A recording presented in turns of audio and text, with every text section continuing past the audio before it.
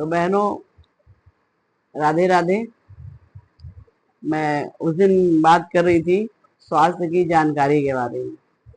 उसके बाद हमारा दूसरा टॉपिक है स्वास्थ्य से ही लेकर के। मैं चाहती हूँ आप लोगों को बहुत ही सरल भाषा में मेरी अपनी बात को पहुंचाने के लिए, क्योंकि जो महिलाएं शहर में रहती हैं वो तो आराम से जो है डॉक्टर को मंथली जाकर के चेकअप करा लेती हैं, पर जो महिलाएं गांव में रहती हैं उनके लिए गर्भावस्था में जाकर के हर महीने जांच कराना बहुत मुश्किल पड़ जाता है और उन्हीं के साथ अधिकतर परेशानियां होती हैं। पहले बच्चे में, कभी दूसरे बच्चे में, कभी तीसरे बच्चे में।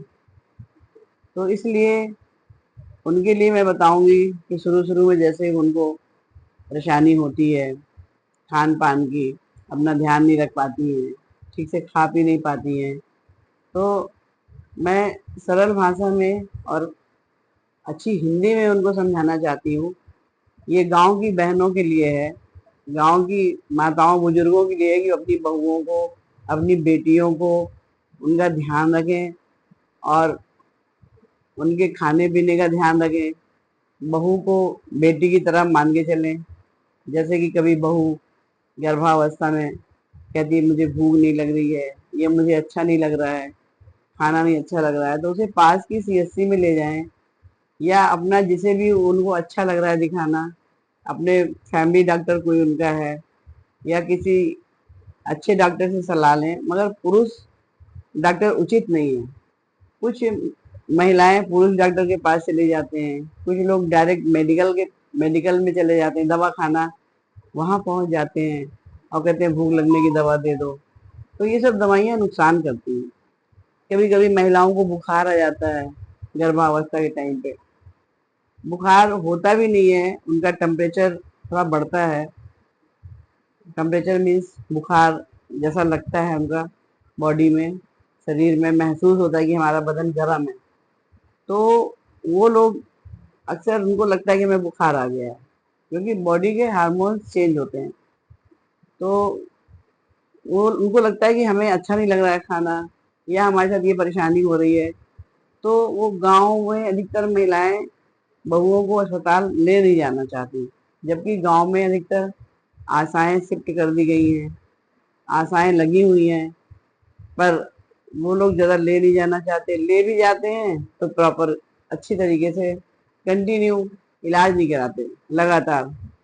और कभी कभी तो यहाँ तक होता है कि उनके साथ बहुत सारी परेशानियां आ जाती हैं, कठिनाइयां होती हैं कि हम जो है जाएं तो कैसे जाएं, साधन नहीं है।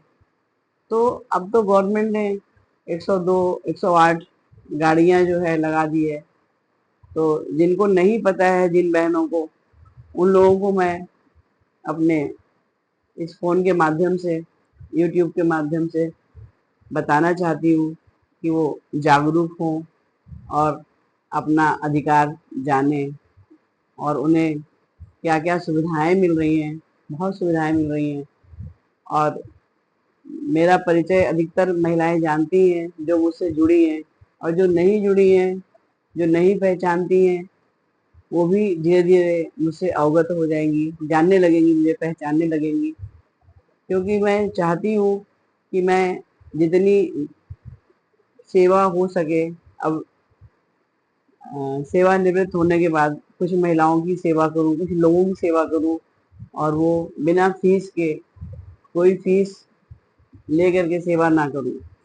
और जैसे कि बच्चा बच्चा की देखभाल है, धड़कन है, बच्चे की धड़कन देखना है, उनको खाने की बैलेंस डाइट की सलाह देना है, और कोई परेशानी है किसी तरह की सलाह देना है, बिल्कुल निःशुल्क, कोई पैसा, बिना कोई पैसा लिए मैं सलाह देना चाहती हूँ। तो मुझसे आप लोग मिलना चाहें तो मेरा नंबर मोबाइल में दिया है, मुझसे मिल सकते हैं और जानकारी ले सकते हैं। बिना कोई फीस के मैं आप लोगों को सलाह देती रहूँगी, और समय समय पर आप लोग मुझसे कांटेक्ट बना के रखिए, जिससे कि आप लोगों को सलाह मिलता रहे।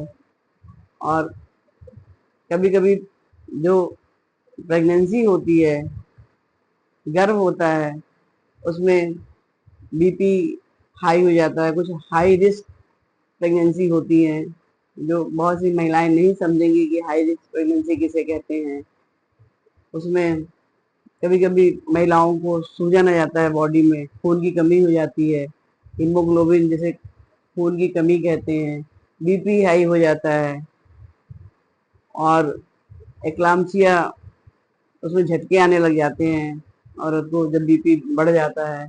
बहुत सारी खून की जांचें भी होती हैं जो बहुत ज़रूरी होता है कराना, पर कुछ लोग उसे ज़रूरी नहीं समझते। इस वजह से बहुत सी महिलाओं को परेशानी होती है गर्भावस्था में, और प्रसव के समय बहुत परेशानियों का सामना करना पड़ता है।